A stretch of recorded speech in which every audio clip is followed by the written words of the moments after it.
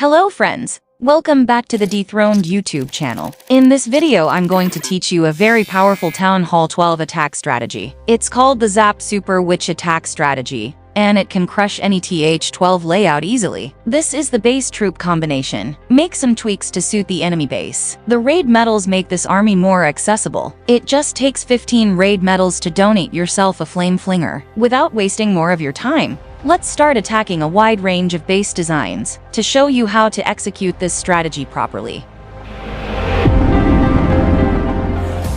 Take a look at this base. The first objective is to carve out a path into the base for our kill squad. For that we will use the Grand Warden and Flame Flinger on this side. We will use the King on the other side. The back-end Inferno Tower can be zapped out along with the neighboring defenses. We will break open these walls using super wall breakers, and we will use a jump spell to access the Town Hall. The rage spells are used back-to-back. I know all these might sound a bit complicated, but I will give you deep explanation to every single step throughout the video. Now let's do the attack.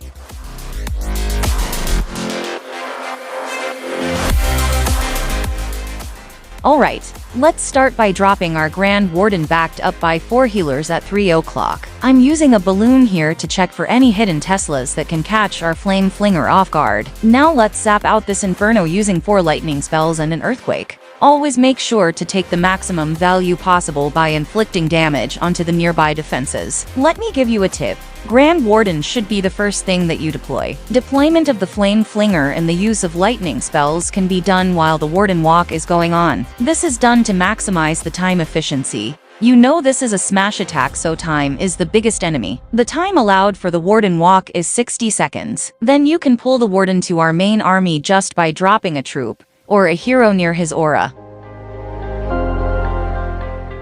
Now let's deploy our king and some wizards at 12 to create the other side of the funnel. Then we can drop the kill squad led by the ice golem. Opening 3 layers of walls using super wall breakers is actually very easy. You have to drop them in a group. This will let them open the inner layers of wall instead of going for the ones at the sides. If I didn't send the third wall breaker right behind the second one, it would have gone for the wizard tower compartment. If you are confused, watch this part again. I have multiple examples of double wall breaker deployment in this video for your reference. Use the rage spells back to back. Super witches under rage spells can steamroll the base with insane momentum. The warden ability is used when our troops are about to face the enemy CC troops. We don't have a poison spell. The early warden ability also lets our troops push to the back end of the base with good health. I will explain other aspects of this strategy in the coming minutes. Next up, we will attack a base with 3 single target Inferno towers to see how this army performs. Let's finish this one first.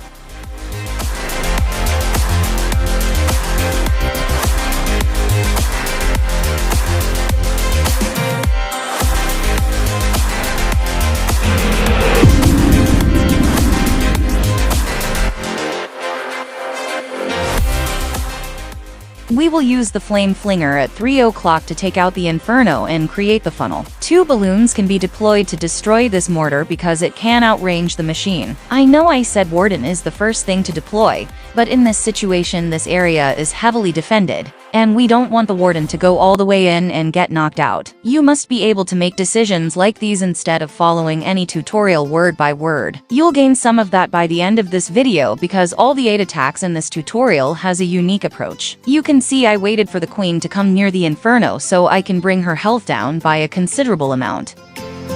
Now let's deploy the kill squad. Here's another example of double wall breakers. I know in this case we can achieve it even by deploying them one by one, but there's a chance the second wall break opens up the expo compartment instead, if we don't place it right. As I said earlier, start using the rage spells right when our kill squad enter the base, and always keep the troops raged up. We don't need to save the warden ability for Town Hall Blast, as it can't do much damage to the witches and skeletons. The healers will top them up anyway. As you can see, it really doesn't matter if the Infernos are single or multi-targeted, because our troops have to deal with just one of them. The other 2 gets taken down by the Zap and the Flame Flinger. On some bases, using the Zap spells give less value than not using them. I mean, switching the Zap for more rage and jump makes more sense on bases with less lightning value. I will give you an example in the next attack, so keep watching.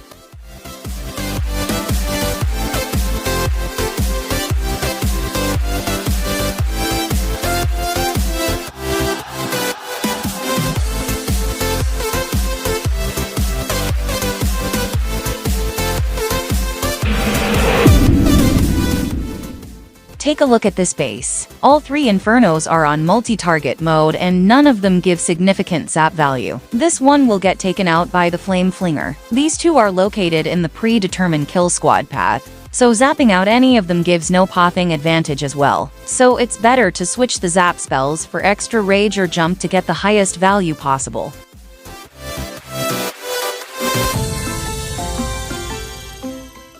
Alright, let's start by deploying our Grand Warden at 9 o'clock. We are using a balloon to scout for seeking air mines to protect the healers. Then we will destroy this mortar using some more balloons to ensure the safety of our flame flinger. A mortar can do significant damage to the machine. We can use a super wall breaker to open the town hall compartment. Now let's wait for the Grand Warden to do his work. As I said earlier, give the warden walk around 60 seconds. You can use a rage spell to speed up the process, or if the warden is taking heavy damage, include the healers in the rage if it's the second case.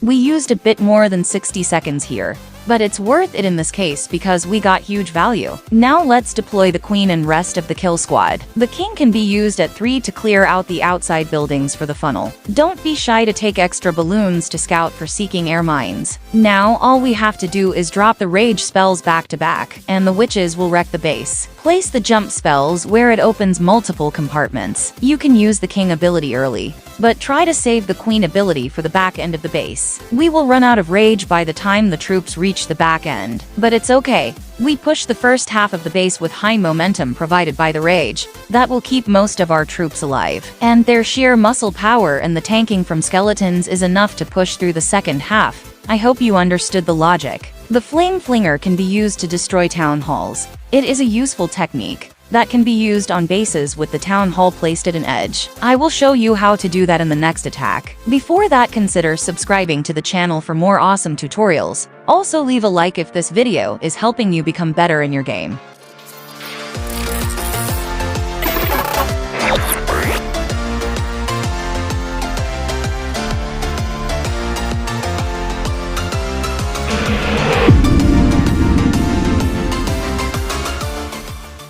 In this attack we will destroy the town hall using our flame flinger. As always, start with the warden walk. Then we will destroy this mortar using loons. We will send some extra loons to check if there's any hidden Teslas present. Keep in mind that the flame flinger attacks the town hall only if it's activated. We can activate it using an earthquake. Let's give our units some time to do their work. You must have noticed that we are not using zap spells in this attack too. The reason is that none of the infernos have other defenses or heroes around it, so the zap gives less value.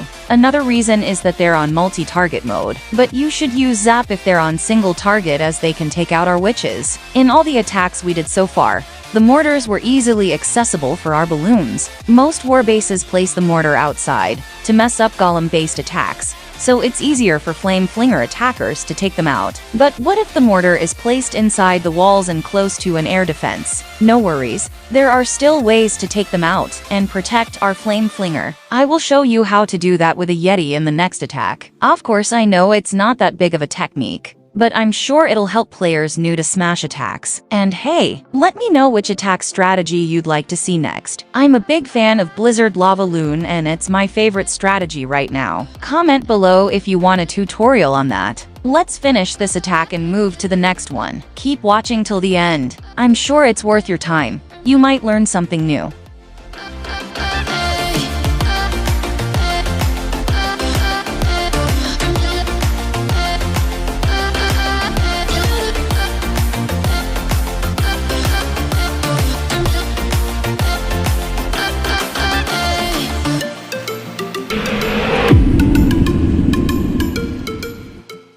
This mortar is placed close to an air defense, so we can't use balloons to take it down. So we will use a Yeti to tank the flame flinger. The mortar will get taken down by either the machine or the Yeti mites. Make sure to place the Yeti in such a way that the Yeti mites targets the mortar. If you're wondering whether you can use a log launcher with this attack, my answer is yes. But it's way less effective, and the strategy will lose its overpowered nature. But hey, log launcher is the better option if you're using Super Witch bats instead of Zap Super Witch army. If you are not familiar with the Super Witch bats attack strategy, Just know that it's an equally powerful combo. Leave a comment below if you're interested, and I might make a tutorial on that. We will do 3 more attacks in this video. Pause in the beginning of all 3 of them, and predict the siege machine and troop placements. If you get all of them right, you've mastered the basics of this strategy. Don't forget to subscribe to the channel. It helps me a lot to create more awesome videos for you. Alright, now watch the coming attacks carefully.